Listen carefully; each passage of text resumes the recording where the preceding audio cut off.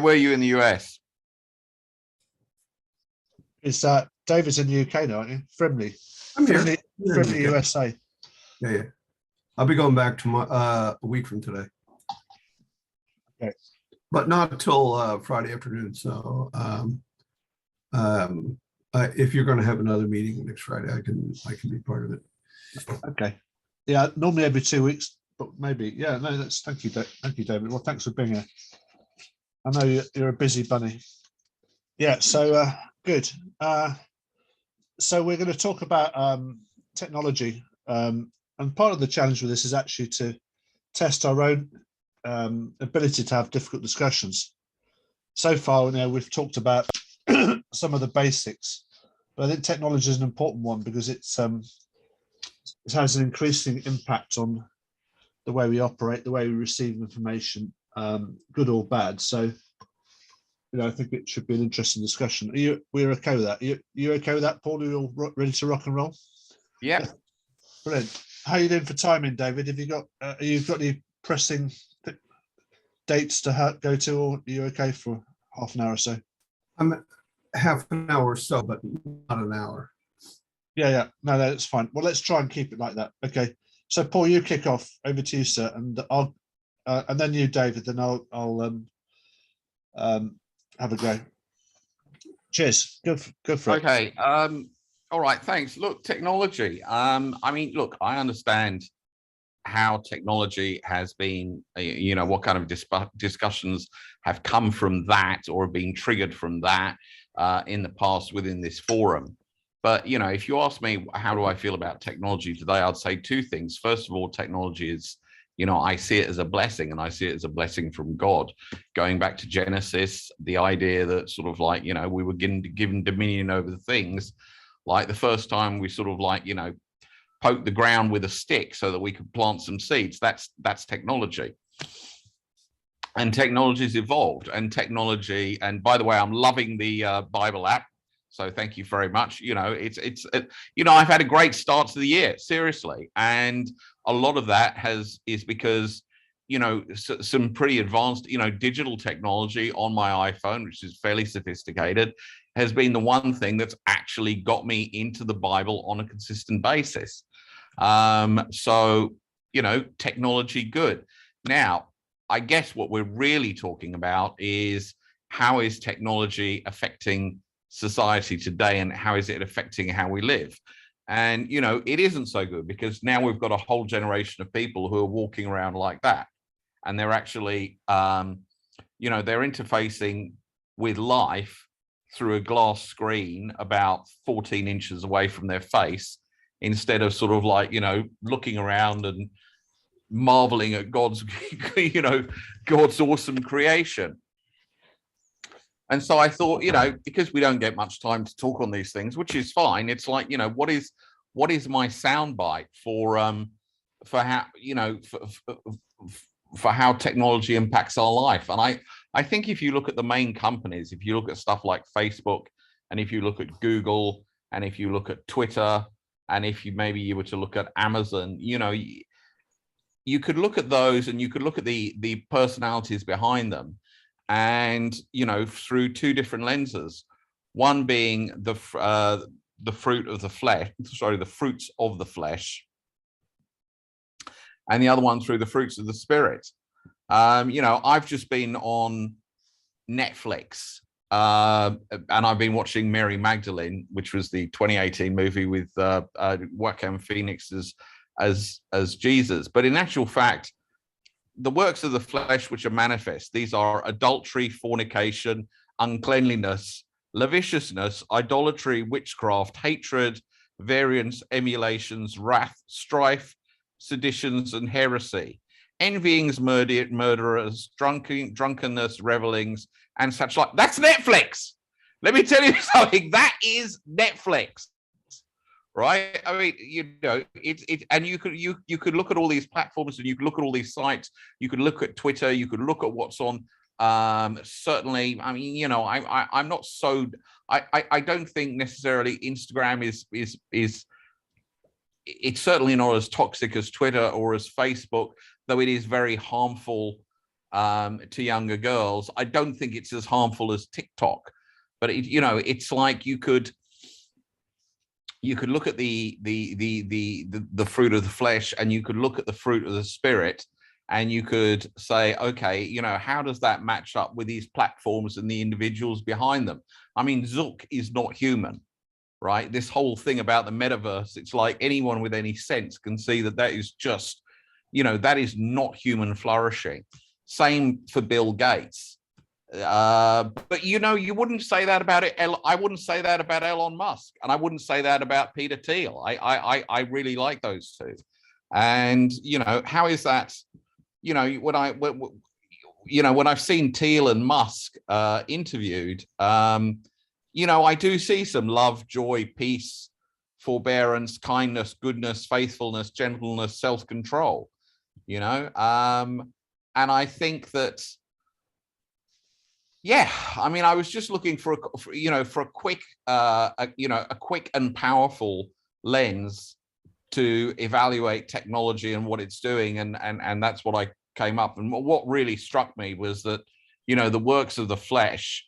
I think what we're seeing in secularism and in humanism is really a move away from God. And I was listening to Doug Wilson, who is reviewing an article, and I can't get the dates right. I can't get the exact dates right, but basically this guy said, Christianity in the last 50 years has gone through a positive, a neutral, and a negative phase. And it was like positive up until something like 2005. And then 2005 to 2015, it was neutral. And now it's negative. Now, if you're a Christian, it is not necessarily a good thing. And I think a lot of that, is being driven by tech, because tech is the choke point for culture and media. So that's what I've got on it. Just a really quick question, Paul, on that. What would you stop doing on tech, and what would you encourage more of on tech, in sort of a couple of words, if I may, please? Well, I think I don't think. I mean, the only thing is, I would say that there are four companies: Google, Apple, Facebook, and forget what the other one would be. There's four. It's Google, Apple, Facebook, not Twitter. Netflix. Netflix. I would say with definitely with Google and Apple, they've got a monopoly, and YouTube. There's a monopoly. So from a business point of view, that's a monopoly. But the real problem is they're just pandering to people's desires, right? And we're broken, sinful creatures that love our sin. So, you can't. I mean, would I ban? I mean, an interesting thing is should we criminalize porn? Porn is a major league evil. Yeah. Right. Should we criminalize it? Yeah, and that's what I'm not saying we should, but it's like, I don't think there's much you can do unless you want to make really big changes like that. Yeah, because porn actually is the thing that's drew the expansion of the internet, wasn't it? In the first, tragically. Okay, thank you. That's fine. David, over to you, sir. What are your thoughts? Well, obviously, I've spent my whole life in the technology business, so I have a bit of a bias towards the technology business. But I do remember when we were in 2009, when we were first doing the YouVersion Bible app, which, by the way, now has over 500 million downloads in the free world, and then close to that number that aren't counted in China. Wow. So one of the reasons why the largest group of Christians and Christian church in the world is mainland China. They have over 300 million born again Christians. So when you see these big groups of people in Tiananmen Square, you could count every fourth person there as a born again Christian. So that has happened through technology, the ability to get the word out. But I remember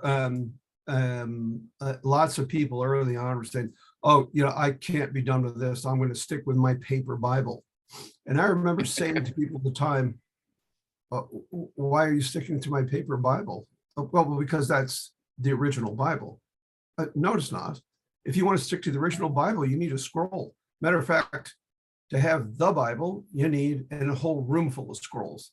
And that's just in one language. So is there some reason why I came into your house and I didn't see the room with a room full of scrolls? Why would that be? So if you're saying, I prefer this instead of that, what you're saying is I prefer this stage in the technology, not that stage in the technology. So technology is just an enabler one way or the other. So one of the ways that I'm able to effectively spend 2 hours every morning in the Word is that there's an app. It's another Bible app that most of us at the YouVersion use, which is not ours. It's called Olive Tree. And on the Olive Tree app, I have 50 major commentaries, and it's all on my iPad. And whether I'm here in England, or I'm in America, or I'm in France, or wherever in the world I am, I'm able to access information both. So when I study the Word, I'm interested in really two things that are really, really important, because those lead into what God is going to tell me about those scriptures. So the first thing is, what is the actual meaning of the words?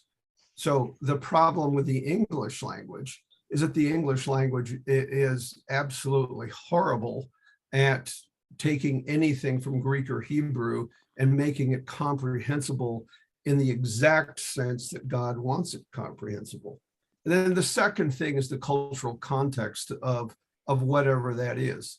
So there are more versions of the Bible in the English language than any other language in the world.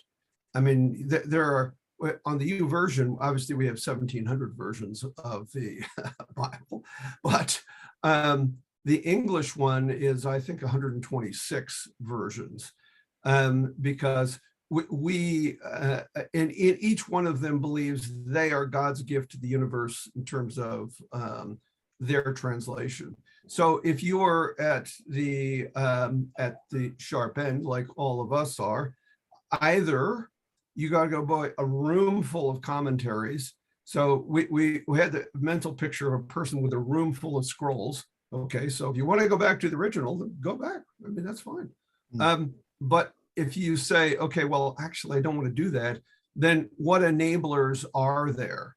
So what most people don't realize is that when the printing press came online and the capacity to print things, the largest driver of books and magazines in the universe from day naught until now is the porn business.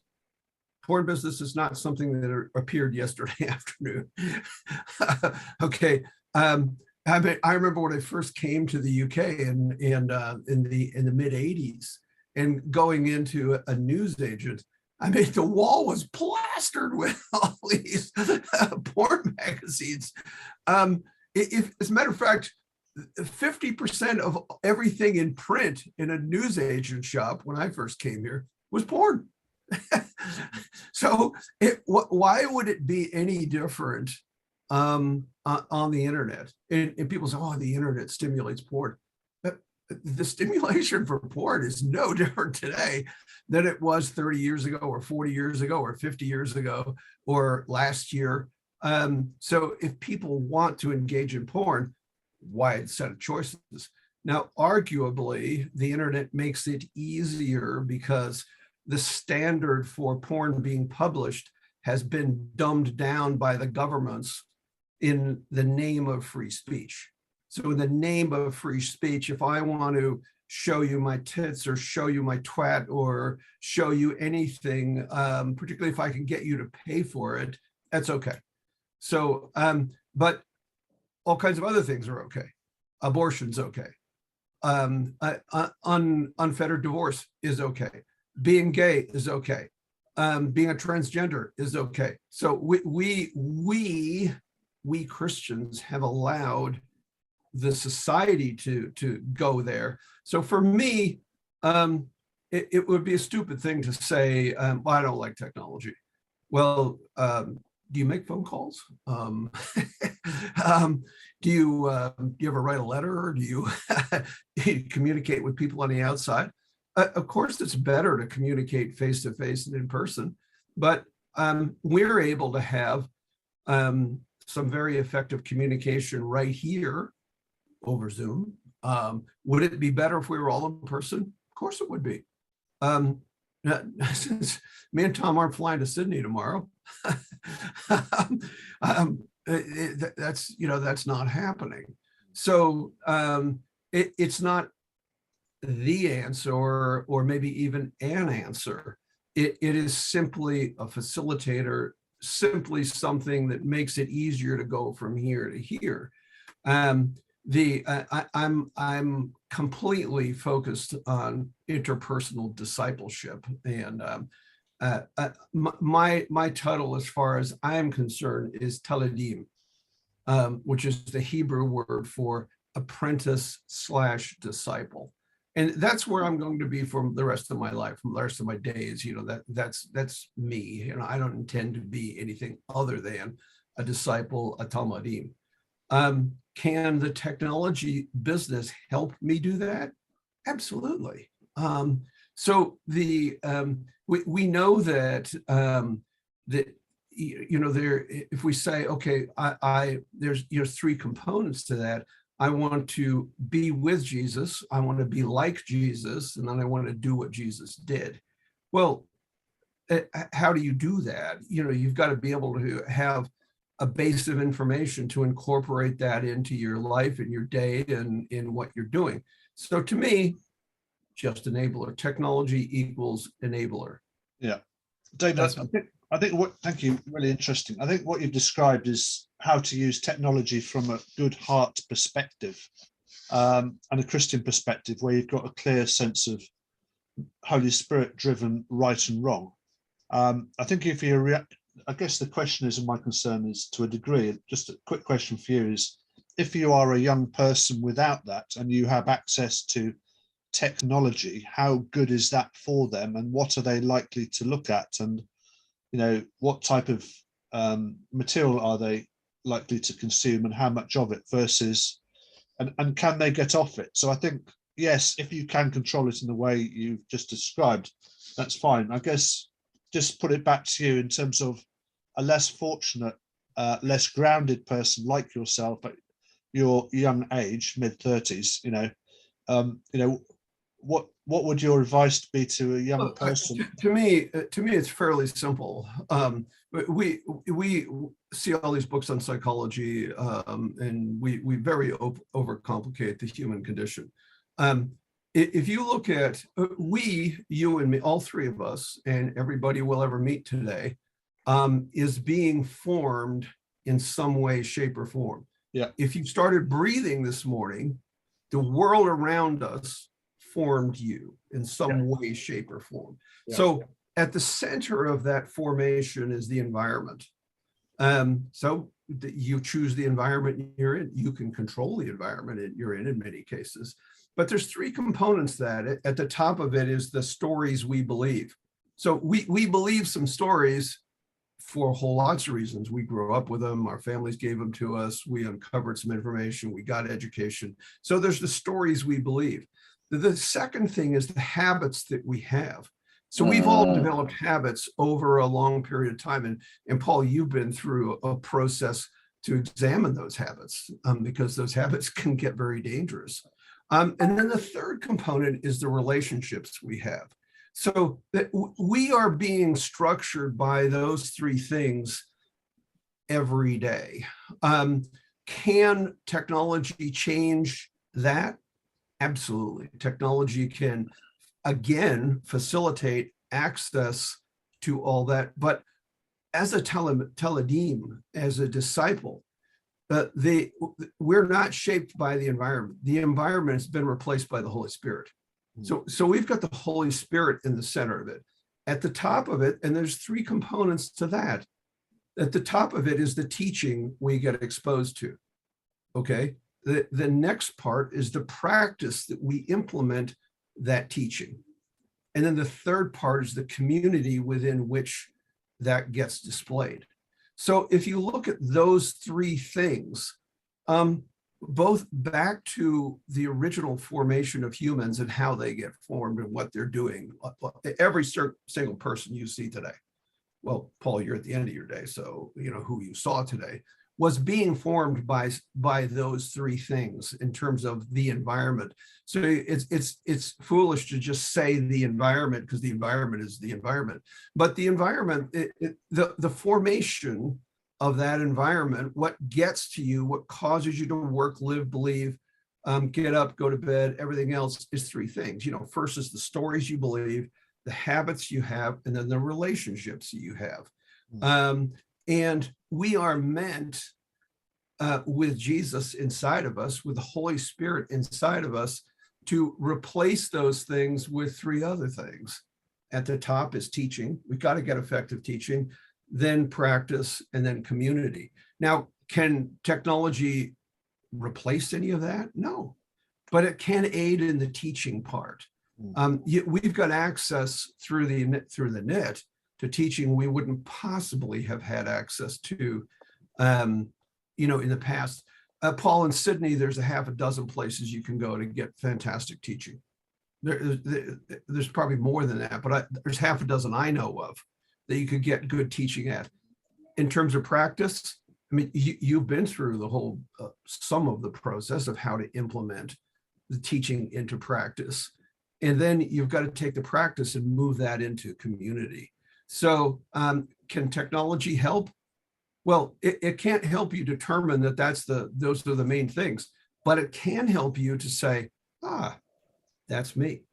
And here's the new me. And here's what it's like if I'm a Taladim, if I'm a disciple, if I follow Jesus. Here's because we tend to massively overcomplicate things.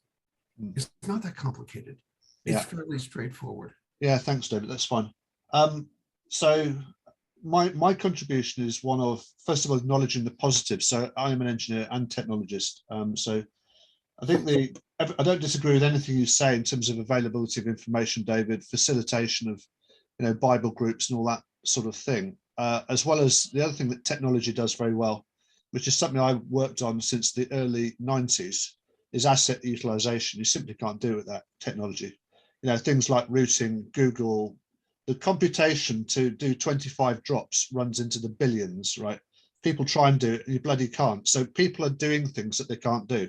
So and there are other things like utilization of electric vehicles, another good application of technology, because that's all about asset utilization, which is intelligent.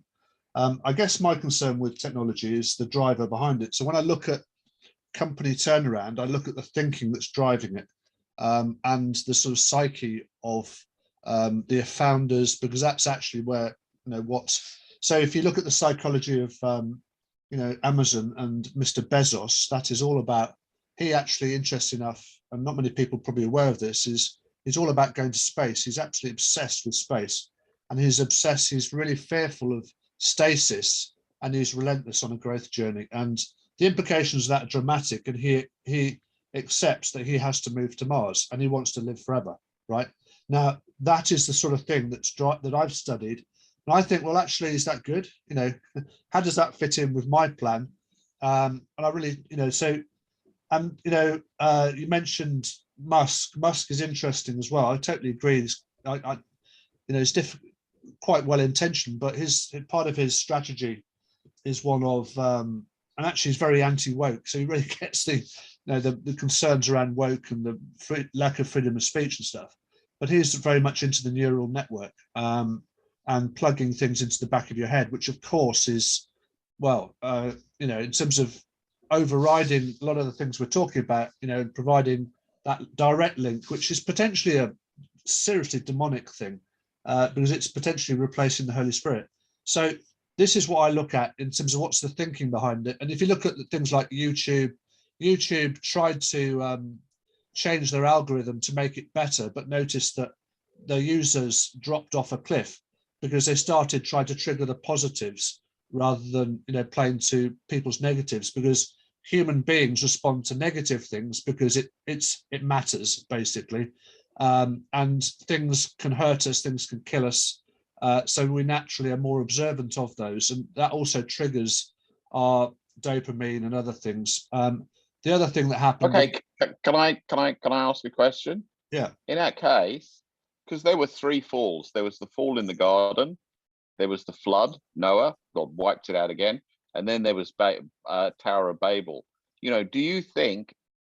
I think it's an interesting thing to look at where all this technology is going, with what could happen in the neural net and all this kind of thing. Are we at Babel 2.0? Totally, I think so. Totally, yeah. So I think the reason why I say that is because these guys want to live forever, right? And what's the thing about living forever? It's about not accountability. And actually, CRISPR technology, for example, is almost there. Well, not almost there. It's miles away. But the people are beginning, or the intention, Paul. Well, I'm interested in the intention. The driver is, both Bezos, pretty much all of these guys, Elon Musk, want to live forever, and also Gates is heavily investing in that. So, and also they're also heavily investing in media. So Gates has just invested 300 million into US media networks. In fact, I think over 50% of government communications is in the US is heavily influenced by tech companies. So this Tower of Babel machine, right, is unbelievably powerful. So I do believe we are building the Tower of Babel Part 2. And that's my personal view. To use your analogy, I think it's a great challenge. Thank you. Do you agree with that, David? I'd probably disagree with a lot of that, Tom, but I think it's fairly relevant to watch the hour and 14-minute interview that Elon Musk did with the Babylon Bee. Yeah, he loved it. Did you watch it, Paul? Yeah, I did. Because at the end they invited. It was very funny. At the end, they invited him to become a Christian, and he said he'd think about it. Yeah, no, great. Yeah. But the difficulty is that people look at things like that, look at like what he's doing with Neuralink, and they completely distort it out of position.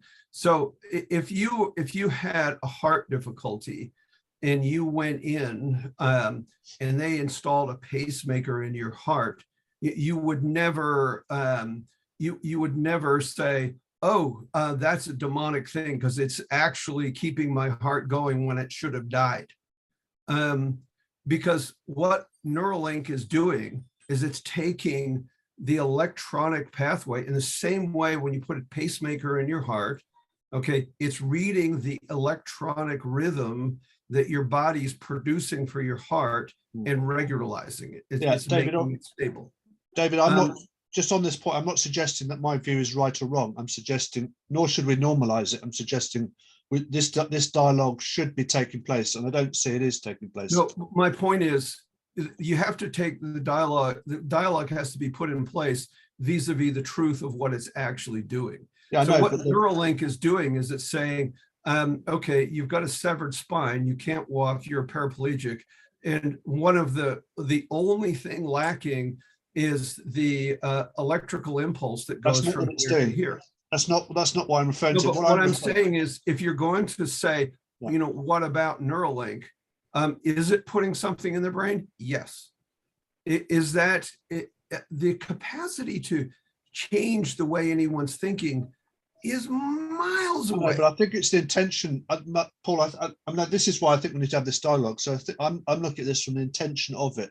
So absolutely, the spinal thing is I see that as being completely different to what I understand of the neural link, which is basically using basically plugging a head into the internet and providing that information on direct link into your mind for accessibility. And so my concern specifically with that, given the fact we're Christians, and we're looking to, Jesus is our focus, loving other people and the things we've just been talking about, as well as the Bible. I suppose if it's a one Bible app on drugs, that might be okay. But Tom, my point is very simple. You're speaking from a position of casting forward what might occur, not what they are doing, not what it is. No, that's what they are doing. Does deliver. What it does deliver is very, very simple. It's a link between this part of the back brainstem and the spinal cord to cause it to do things. It's more than that, David. It's more than that. No, but you're saying it's more than that, but you don't know that. No, Musk has said that. That's what he's up to now. That's what the neural link. Musk has said we could do other things. That's November 2023, for example. I'm not saying right or wrong. I'm just saying, David, we need to have these discussions, and they don't seem to be taking place because there are dramatic implications. I get what you're saying around the other side of it. In terms of other things I think we need to have open dialogue about, I think it's around what is the nature of tech. So I see there's a productive economy that produces things, and to a large degree it provides information, and positive information like the Bible and other things we've just talked about, which are good. But on the other hand, it's also controlling things, so it's parasitic. So if you are running a business, and I run quite a few local businesses, you are completely reliant on Facebook and Google. And if you drop those things, you are pretty much dead in the water. Yeah, but the technology isn't parasitic. People are parasitic, and they use technology to employ that parasitic. The reason why I use the word parasitic is because it sits on top, and it siphons, value away from the productive economy, which is people doing things. So, and the cost of it's very significant. So, and it doesn't add a huge amount of value, or it disrupts the traditional ways of people doing those things. And I think, but the simple truth, Tom, the simple truth is that all of this is two words: voluntary participation. I don't think it's voluntary. I think there's no option. I think it is voluntary to a degree, but I think if the option of not using it is significant, David, your sales will drop off a cliff. It's not true. I mean, I dropped off Twitter completely. I just don't do it. Well, I'm just speaking from my experience, David. I think it's absolutely the case, and I've got a lot of data around the implications of doing that. And I think the other thing is with these businesses, in terms of work, if you look at an Amazon versus a traditional business, they employ about 10% of the labor, and they in most over 95% of Amazon employees are on the minimum wage. So there's a big question, and work's absolutely critical to our well-being in terms of the development of these companies, the implications of the productive economy, and the balance there I think is concerning. The other thing as well economically is traditionally when new technologies come along, they create a new industry. So farming, for example, the automation of tractors creates an industry around tractors. And actually, there's no future industry really around some of the technology. In fact, weirdly enough, a lot of the technology jobs are actually dropping off or creating these business models, which I think because of the parasitic nature of the way I've tried to describe, I'm not trying to say it's right or wrong, but the way I've tried to describe this layer are dubious in terms of meaning and purpose. So if people are engaging in these businesses, I think that's... See, Tom, you got to stick to the facts, and you deviate substantially from the facts, okay? Now, Amazon's, the minimum wage, the statutory minimum wage in the US is $7.25 an hour. Amazon pays no one less than $18 an hour. No one. Well, I'm looking at the same case here in the UK. So, Tom, if you're going to have the argument, it's got to be based on the facts. It can't be based on. I've got the data to support this, David. We can have a detailed discussion around it. I'm sharing the concern around these business models, and that I have got data to support that particular statement. I'm happy to discuss it. But I mean, I've got the data. Fundamental structure. The point is around the fundamental structure of these companies versus the traditional sources of employment are fundamentally different. The jobs aren't really hugely interesting and value adding, a lot of warehousing jobs, etc. And so there's a substantial change there, David, which I think is not necessarily good for society at a top level. But yeah, of course, we can get into the sort of, I'm talking about the psychology of this and the direction, and we can talk about the more detailed aspects of that. The other side of this is that, the implications on people is very dramatic. And I think, because of the nature of technology and the way people communicate with each other, very, very definitely is giving rise to more polarization, in my view, and more echo chambers. And what that gives rise to is, people believing their own truths. So you've got your truths, David, I've got my truths. And we need to have dialogue to understand those differences and how productive. And the more time we spend on the internet, the more time we drift, and more time we get fed stuff from our own echo chambers. And those statements psychologically in technology world around, things like more tech is the future, people and machines. These are the things that drive strategies. So I think there's, it's important in this process that we get a grip of it. We raise the awareness of things that aren't right and address them, because they are having very substantial implications. And the direction of travel around cryptocurrency, for example, and the assumptions that sit behind that, governments are inflating currency, they have been for years, which is devaluing the dollar in your pocket, is a very questionable statement. And whether or not crypto is the answer to that in any shape or form, which has virtually no backing and virtually no security. And if it gets cyber attacked, you've got nothing left whatsoever. And so, from a risk perspective, I think what I'd say is, on the news this morning, the most devastating attack that we can face at the moment is actually a cyber attack. And the more we digitize, the more we get technology centric, the more reliant we become on technology, the more vulnerable we become to a cyber attack. And the UK governments have openly said, if we have a major cyber attack, the response, an appropriate response, that is nuclear. So, and we have that situation with Russia. So the point I'm really making is, how good is technology for us? I see it's being polarized. In fact, there was a US government official yesterday saying the US has never been more polarized, short of a civil war. So I think it's more polarized. Yeah, no, exactly. I'm here to tell you, I have to say, returning to America now, because I'm in the process of returning after 35 years here. I had lunch with some guys yesterday. We were talking about this. The concept, America is gone horribly wrong. I mean, I would have thought, for instance, in America, the whole issue of race and racism would have gotten a load better in 35 years. It's gotten a load worse. I can't imagine that it could have gotten worse, and it has. Yeah. It's just shocking. That's Obama for you. Yeah, really.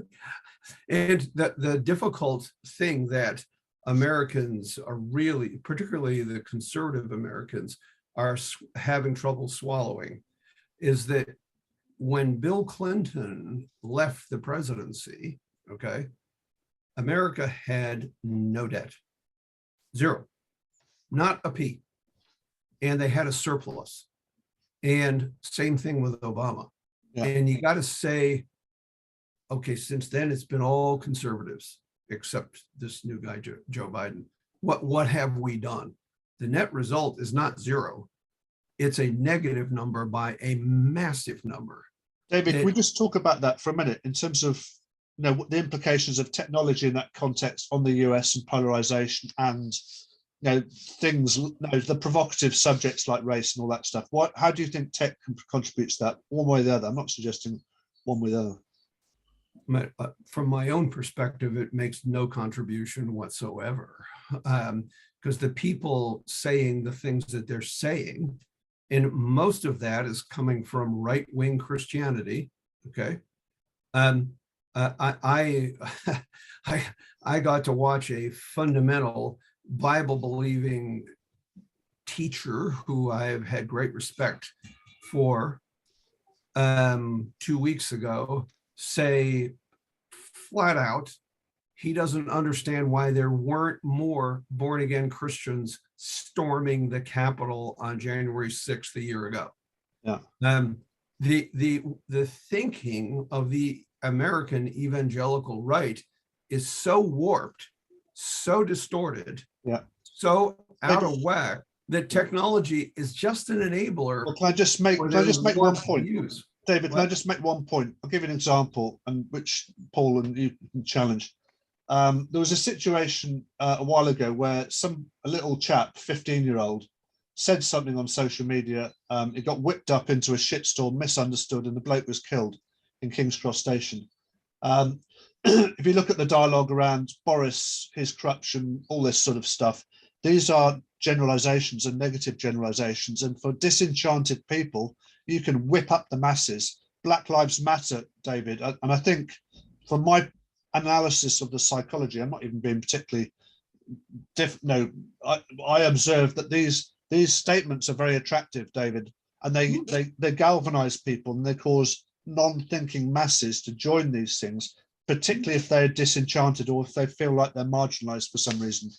Or mentally ill. Yeah, or mentally ill. And I think there's a let's face it, the mental illness, you've talked about this, David, over 50% or something in the US, massive mental illness. So that's what concerns me. That's why I think technology, because one person can make one of these statements, and look what happened with Black Lives Matter. No, the killing of George Floyd, which is the most unadulterated disaster. But the very following week, a white policeman was killed using the same restraint technique, right? And it didn't make the news, David. That's my concern, right? It's the inflammatory aspect of technology, and I don't think that would happen unless. That's for the media. That the BLM thing. That's more the media, and and admittedly, the media is using technology as a channel, but it's not just the laptops are all of a sudden, and the platforms are suddenly deciding to do this. That's being driven by human evil. Well, I think it's also the language. Human misintent. I think it's the language. But it's people. It's people that are doing it. But see, let me throw in one very interesting observation, and then I really do have to go. There 2 years ago, before the George Floyd thing, there was in the state of Tennessee, in the U.S., there was a police shootout and 2 blacks were killed, one of whom was a social worker, and that event spawned the Black Lives Matter movement. It was massive, massive marches in the streets and massive protests, looting, loads of people killed from it. Okay, so they convened a grand jury. The grand jury looked into things in great detail and came out. And I'll never forget the Black Attorney General in the state of Tennessee standing in front of the press corps saying, "We have fully investigated this thing. Yeah. And all the officers are exonerated. Yeah. Everything that these people said happened didn't happen." Yeah. And suddenly, and they presented the evidence. The press conference went on for an hour and a half, and he went through the intricate detail of what happened. Obviously, what happened is the guy inside had a pile of assault rifles and ammunition, and it was a miracle that none of the cops didn't get killed.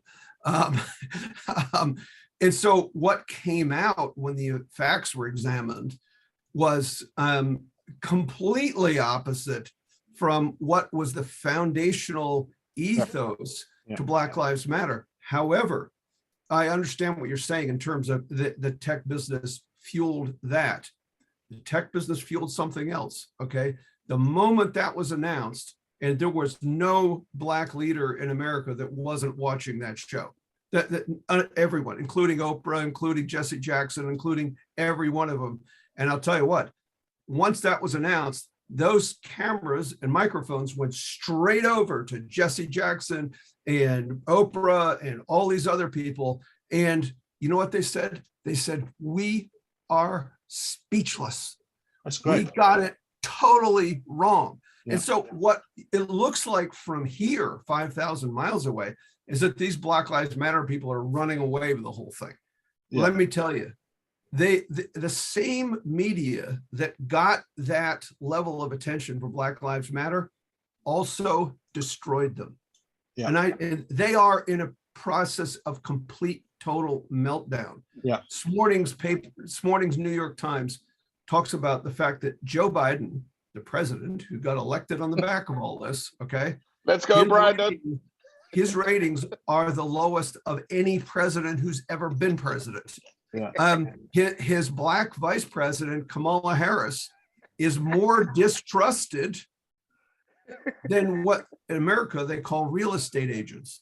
Now, those are the bottom of the pile in terms of, you can't go lower than real estate agents, or here we Grave call robbers. estate agents. It doesn't get lower than that. So I understand what you're saying, Tom. And it is true that it fuels it, but it also fuels the reverse too. Yeah, no, I agree. David, the point of just so all of these organizations, all of these people who are part of Biden's radical left and everything else like that, that caused the middle class to say, you know, Trump is an asshole, so we're going to vote for the other guy. Yeah. Because Biden didn't get elected. People didn't vote for Joe Biden. They voted against Donald Trump because Donald Trump's an asshole. And so now they've discovered it's possible to have a bigger asshole. That's unbelievable. David, just on that point, I think there's just one quick thing before you go on that point, which is, does the language control us, or do we have control over the language? And I think that's a great example of somebody, you know, getting to grips with a situation. But, you know, if you take some of the dialogue, a lot of people are acutely unaware of this, or they don't question it. So I know specifically in the church I go to, right, everybody thought Black Lives Matter was a good idea. I could see it was problematic, and I'm not saying I'm bloody right or wrong, but you know, and I did some analysis on it, and like that person, I present the case. And I agree, if you get the audience to present the case, but I think there was too few people, you know, presenting the case, and too many people getting dragged along by these mantras, which are inflammatory and taking people's eyes off the ball, and frankly, from Jesus as well. You know, how much time do people spend in the Bible? You talk about it in schools, and it's very low. I don't think I'm disagreeing with you, but a lot of that has to do with spiritual discernment. Yeah. Right. You only had to go to their website and it says we are trained Marxists. So you only had to smell something. You go, hang on a second. And we all know that the left's always playing tricks with language. So it's like, you know, people who are awake and people who just you know, are asleep, dreaming there. So boys, nice to see you both this morning. Unfortunately, I have to go. Yeah, cheers, No David. worries. It's great to hear you, David. Take care. God bless. Yeah. Paul, just continue what you were saying. Just finish off your point. No, the left's always doing this. It's all they do is they change language. Yeah. Like racism. All of a sudden, racism doesn't mean that you know you have a bias towards one race or another. Racism means that you've benefited from the power structure. It's like, hang on a second, no, it doesn't. Yeah. And then they get it. You're already. Then they get into the history. Black, of course, yes, Black lives. Do you know what I mean? But that's not Antifa, anti-fascists. Yeah. Right. It's like those bozos that they've been a military wing of the Communist Party since the fucking 1930s. I know. We've got it's like it's the oldest trick in the book. Yeah, and Islamophobic, right? Islamophobic, transphobic. It's like phobia is an irrational fear. Yeah, and the interesting thing about the dialogue, it's negative generalizations. And the thing about negative generalizations, like Black Lives Matter, the implications of the White Lives Matter and that division, immediate division, and racism, negative generalization. You know, the critical race theory, all this stuff is based on negative generalizations. The problem with negative generalizations is they're very attractive.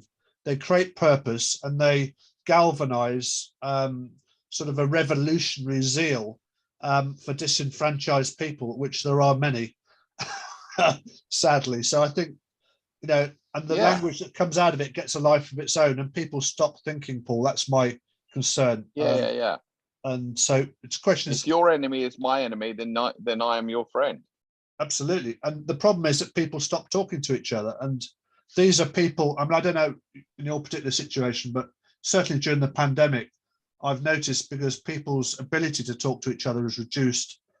markedly, that it's more difficult and there's more conflict, even in my church group, and the dialogue that takes place there. And there's a real, and some of the stuff that people post on Facebook is incredibly inflammatory around the Boris situation or any challenge. You get this polarization, which gets whipped up, and people get absolutely hysterical, and everyone's corrupt, and this, these labels, etc., which just fuels the whole thing. So, actually, one of the skills to acknowledge here is if someone starts a discussion with a generalization, you shouldn't even engage in it at all. You should say, well, can you be a bit more specific, please? So take racism. No, can you just give me an example? Let's talk something specific. Then you can have a sensible discussion. The difficulty is, but their favorite one is to talk about systemic racialism.